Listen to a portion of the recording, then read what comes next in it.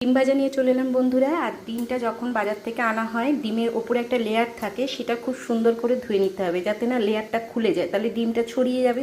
তারপরে এর মধ্যে নুন হলুদ আমি সব বাটা দিই। ডিম ভাজা যতবার করি ততবার মনে হয় বলি, সব বাটা না দিলে কিন্তু জিনিসটা ভালো হবে না, ভেতরে কাঁচা কাঁচা থাকবে। তাই ধনে জিরে কাঁচা লঙ্কা সব বেটে দিয়েছি। একটা দুটো কাঁচা লঙ্কা এমনি দিলাম দেখতে ভাল লাগবে বলে।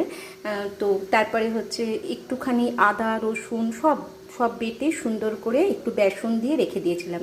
কেউ কেউ খইও দেয়, খই দিলে বড্ড ডিমগুলো ফুটবে। এবং ডিম ভাজার নিয়ম হচ্ছে তেল গরম হয়ে গেলে কড়াটা বন্ধ করে দিতে হবে এবং চামচে করে দিতে হবে। ওই গরম তেলে দিলে না হাতের মধ্যে ছেটকাবে, তাই কড়াটা বন্ধ, জ্বালানটা মানে যে জ্বলছে সেটাকে কমিয়ে দেওয়া বা বন্ধ করে দিলে আপনি নিজের মতো করে দিতে পারবেন। বেশ হয়ে গেল ডিম ভাজা। কিন্তু ডিম ভাজার পরেও আমি এখানে কেটে কেটে দিয়েছি যাতে ভেতর পর্যন্ত হয়ে যায়।